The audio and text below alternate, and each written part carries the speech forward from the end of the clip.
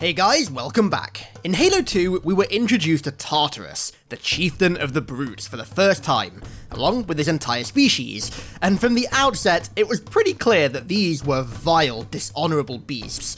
And yet somehow, Tartarus managed to take that to the next level. However, what if I told you that his character in Halo 2 is like a goddamn fairy compared to his character in the expanded universe? What if I told you that Tartarus, the man who literally beheaded an elite, tore the skin and flesh from its skull, and then mounted it on his shoulder plate, is even more brutal and horrific in the books? What if I told you that even his infamous hammer, the Fist of Rukt, has its own violent and disturbing backstory? Well, today, my friends, we are going to dive into all of that and more. The ruthless and masochistic history of Tartarus, the Chieftain of the Brutes. Mr. Mohawk is not one to be trifled with, so before we go any further, make sure you drop a like if you enjoy the video at any point, and also don't forget to subscribe if you haven't done so yet. Oh yeah, also don't forget to go and follow the Twitch, or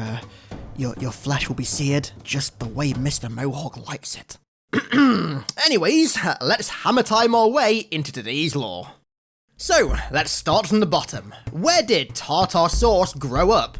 On the fine, primitive planet of Doizak, of course, the home planet of the Brutes. He was born on July 8th, 2491, and was the nephew of the revered Brute Maccabeus, an infamous religious war chieftain, and one of the very few Brute shipmasters in the entire Covenant, so Tartarus really was born into a strong family. He was likely given such a prestigious, and for his species, rare position due to his unwavering devotion to the prophets, the foreigners, and the Great Journey, but we'll touch more on that later on. Along with Maccabeus, Tartarus belonged to the Urtol-Skein, essentially a Brute clan, one of two major clans on the planet. The Urtol were more primitive in their beliefs and traditions than their opposing clan, the Veloth, and the two once engaged in a civil war that almost ended with total Brute extinction thanks to nuclear weapons, and which ultimately set their species back hundreds of years. But this was all long before their discovery by the Covenant. When they were discovered, Maccabeus was quick to embrace the prophets and the religion, and as such, he was one of the few Brutes to be gifted a weakened ship by the elites. Now, if you saw my last video about the prelates, then you'll know that when the Brutes joined the Covenant, the elites gifted a few of their ships to them, but with their weapon systems almost entirely disabled, and with other internal systems and mechanisms either completely hobbled or at least partially working, so that the Brutes didn't have their hands on anything that could do too much damage should they happen to go into a berserk, blood-fueled rage and attack anything on sight. It was really a safety precaution for the entire Covenant to ensure that one species couldn't just get angry and cause the downfall of the entire Covenant, which, to be fair, does make sense. The hobbled ship that Maccabeus was gifted was called the Rapid Conversion, and Tartarus served on board as a security officer. To get revenge on the elites for hobbling his new pride and joy, however, Maccabeus replaced what was once a gravity lift that the elites had removed with ladders, knowing that because of their weirdly shaped legs, the elites were unable to climb them. Now, I've got to give it to him, right? As petty as that is, it's quite a smart way to get back at the elites, especially for a Brute. However, what went down on the human colony of Harvest in early 2525 would change Tartarus and Maccabeus' lives forever. The Covenant's first contact with humanity was, not great, to say the least. Jackal pirates raided several human ships not far from Harvest's orbit, killing their crews and scavenging their supplies. Now, at first, I only believed these attacks to be insurrectionist terror attacks. They were in the middle of a galaxy-wide civil war, and Harvest was a hotbed for rebel activity. But after Avery Johnson, of whom was training Marines to fight the insurrectionists on the planet at the time, had set a trap to try and catch them, it was clear the course of humanity's history was about to change. What they believed would be human rebels they were ambushing turned out to be jackals, and when the top brass realized the implications of killing them, they quickly moved to calm tensions as much as possible. The insurrection was already taking up far too much manpower and resources. They simply couldn't afford to start another war, especially one against a totally unknown enemy. And so they planned to contact these mysterious aliens to make amends for killing them. despite the fact that they were invading human space, and to then begin trade negotiations with them, or at least to try. And so, the rapid conversion made its way to Harvest to negotiate, one side looking to make peace and prevent starting a two-front war, and the other only looking to retrieve the millions of ancient relics they detected on the planet. The parley went down beside a river, and it went just about as well as you'd expect. Tartarus, along with Maccabeus, some brutes and grunts, served as the delegates for the Covenant, and Johnson and the Harvest Militia served as the human delegates. The aliens demanded the entire planet, so they could seize the millions of ancient artifacts it held, something the humans were absolutely not about to give them. But then, off in the distance, the crack of a human rifle being fired was heard, and the peace talks went immediately downhill. Maccabeus instantly drew his spiker, firing on the squad, before Tartarus threw him his infamous hammer, the Fist of Rukt, to begin the killing. The first victim of Rukt was Captain Ponder, who was struck on his prosthetic arm by the hammer, completely shattering his arm along with half of his ribs and sending him flying over 20 feet. The brutes continued to fight their way back to the spirits with similar aggression, finding out on the way that the firefight had broken out not because of a trigger-happy human, but rather one of the grunts trusted to be a part of their delegate, a grunt named Yule, who had nervously pounced on one of the militiamen, clawing and biting at him until his stomach was ripped wide open. In a blood-fueled rage, Maccabeus tossed the grunt into a whirlpool, watching as its methane pipes detached and it drowned in a horrific combination of oxygen and water. When they made it back aboard the conversion, Tartarus and Vorenus, one of the other surviving brutes from the peace talk, were sent to scout the Tiara, one of Harvest's orbital platforms that connected to 7 different space elevators on the planet. After the two found it to be completely devoid of life, they left 60 grunts on board, commanded by the heroic Deacon Dadab, to defend the station from any humans who tried to use it to flee the planet. Now that the two species were well and truly at war, the Covenant began planning their first assault on the planet, the Siege of Gladsheim, a truly watershed moment in history. The rapid conversion remained in orbit above the capital of the planet, Utgard, within which was a relatively rural town known as Gladsheim. Now, despite the cruiser above very ominously spewing white-hot plasma for, like, the better part of a week, the town's residents refused to evacuate, doubting that their low-key sort of secretive rural area would ever fall under attack. And boy, were they wrong. The plasma spewing from the ship was, in fact, its heavy plasma weapons charging, the few weapons the elites had actually left on this hobbled ship. As its crew began scanning the area around Gladsheim for oracles detected by the Luminary, the conversion began destroying the surrounding settlements of the region, and the invasion began. Tartarus went down to the surface as the gunner of a spirit, spearheading the invasion force, with a number of unruly drones on board and also Reigel, a good friend of his, piloting. However, on their descent, the humans' AI had used farming equipment to essentially swat the spirit out the air, sending it crashing down into a field of crops. It was a bloody crash. Many drones were killed either by Tartarus or by the crash itself, and Reigel had become trapped in the burning cockpit of the ship. Tartarus tried everything to save his friend, clawing and scraping at the burning metal to free him, but he failed, and Reigel burned alive in the carcass of the spirit right before his eyes. When Maccabeus' spirit landed to rescue the survivors, he could smell the burning flesh of Reigel on his nephew's fur, and he knew that he was to blame. There was no reason for he and his pack brothers to come down to the surface. His ship's weaponry could simply burn the humans from their homes, but the allure of holy relics, many of which had been detected in Gladsheim itself, was simply too much for the chieftain. He was not prepared to see such a vast cache of holy artifacts be destroyed, and he was willing to risk everything to retrieve them. But this risk would not pay off, and ultimately would begin his downfall as chieftain. The survivors then retreated, again, to the rapid conversion, and when they got back on board, Tartarus had to stamp out a small drone uprising. So what had happened is an engineer had been taken on board with Deacon Dadab shortly before the invasion began.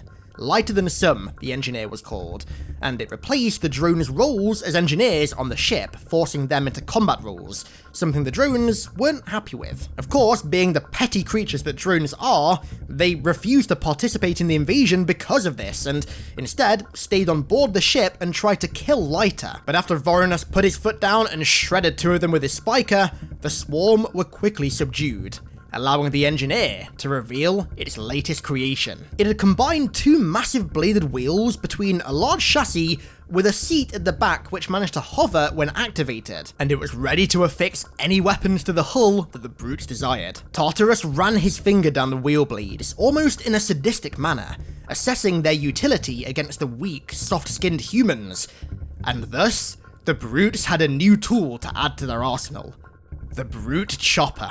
Despite the absence of the Brute VIPs, Tartarus, Maccabeus, Vorenus, etc., the Siege of Gladsheim was actually an overwhelming success. News of its destruction travelled fast, causing panic and unrest among survivors in the neighbouring regions, and an evacuation plan was enacted. Using the space elevators, they would try and shuttle as many survivors off the planet as possible. But there was one big glaring problem: the Covenant cruiser sitting ominously in the planet's orbit, and so another plan was made to distract it, and it was put into action. The humans would create a false oracle using an AI processing chip, which would then be used to bait the ship over Harvest Capital, which is where the colony's only mass driver was located, allowing it to fire on and disable the ship. And it worked like a charm. Their luminary detected what they thought was a holy oracle in the Utgard Mall, and quickly Maccabeus moved the rapid conversion over the capital, and Tartarus and Vorenus made their way to the oracle, descending on spirits and arriving via chopper. They believed the humans were offering this oracle to them as a sign of surrender, a peace symbol, but when they arrived, all they found was a gravely wounded and dying militiaman, Captain Ponder, with an AI processor, the source of the oracle. Tartarus quickly realized it was a trap, and before he could react, Captain Ponder lit a sweet William cigar, and a thunderous crack reverbed throughout the mall, shattering all the windows. As Tartarus looked up, he saw the conversion being decimated by multiple impacts, with each shot tearing straight through its hull. As the ship's lights flickered off and it began to sink to the surface, Tartarus, in a fit of rage, jammed the blades of his spiker into Ponder's gut,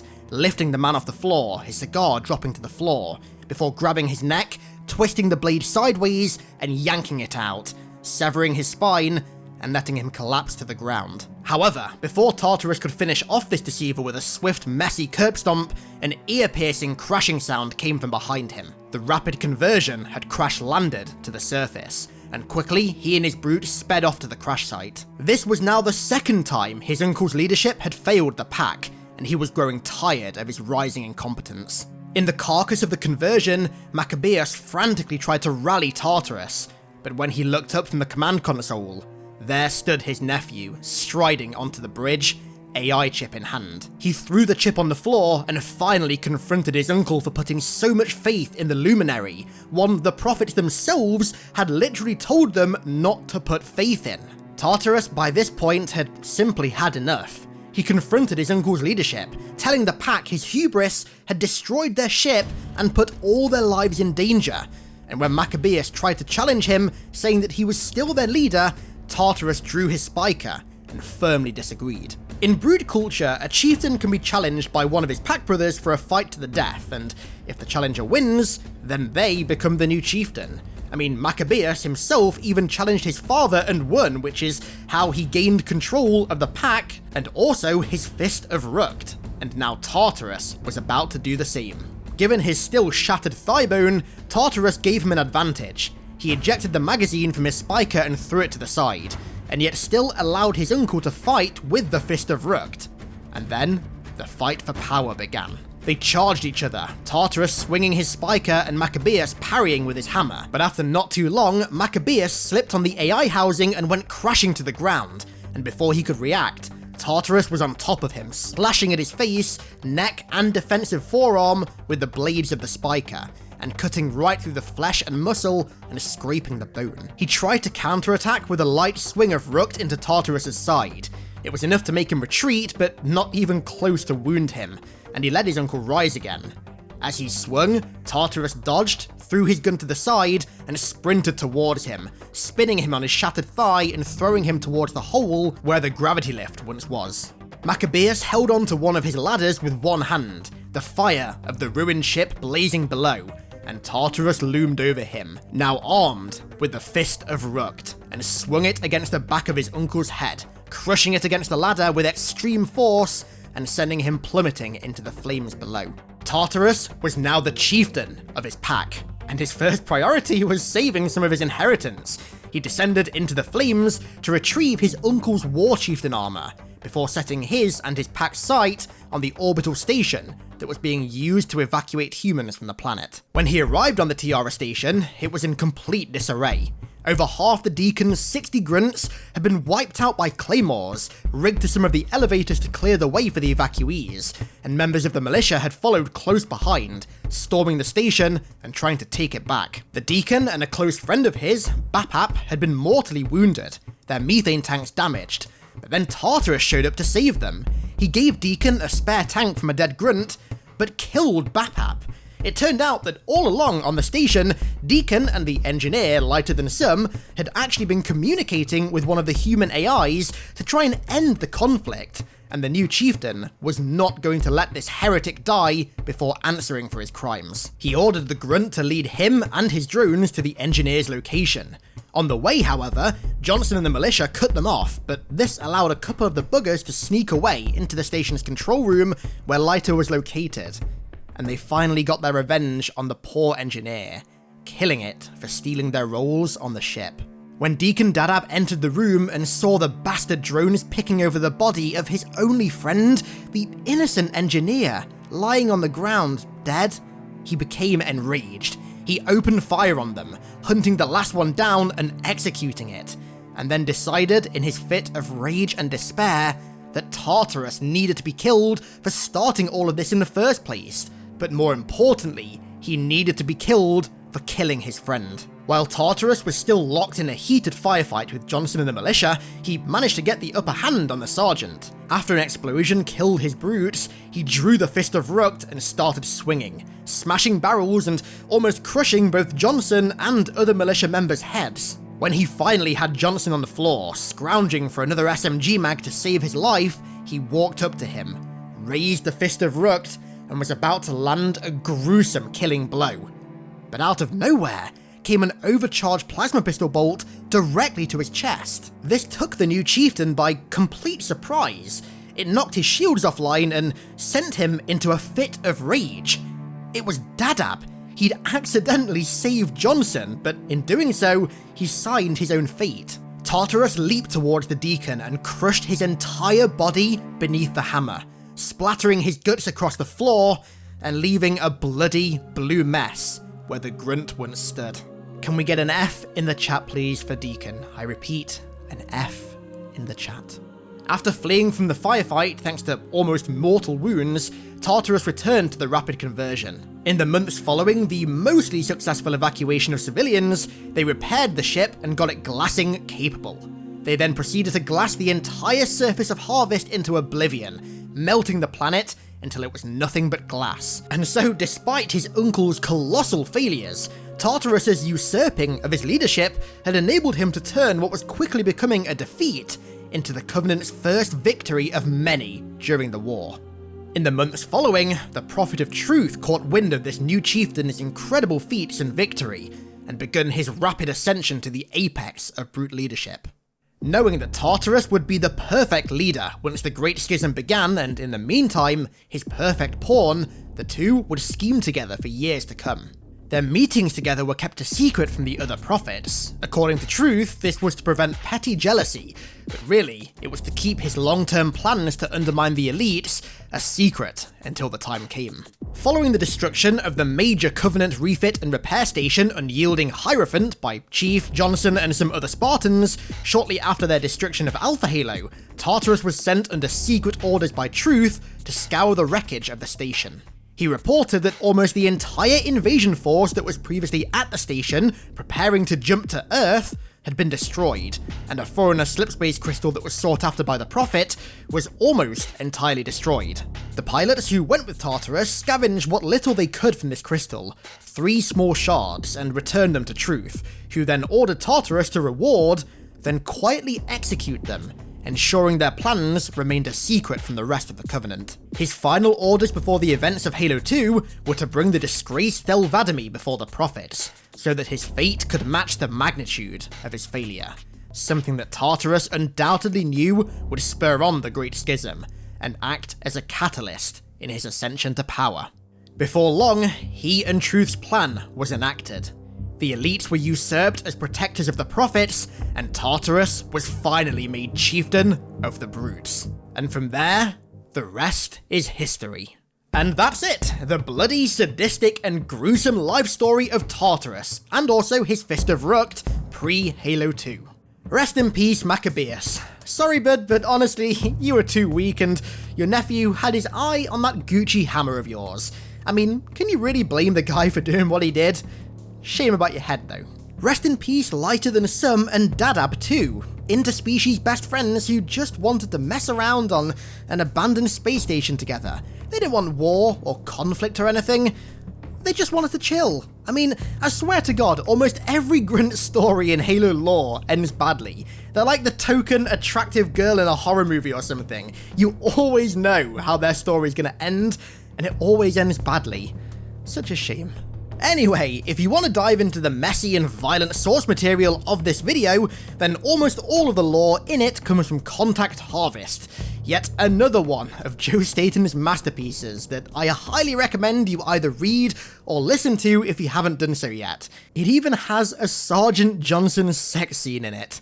No, I'm not kidding. Oh, I know what the ladies like. And that is a fine place to leave today's video. Huge thank you to Sean for becoming a new iconic one over on Patreon. Very iconic, if I say so myself. Along with, of course, everyone else who continues to support me over there. And thank you all so much for watching. I really do appreciate it. And I'll catch you all in the next one.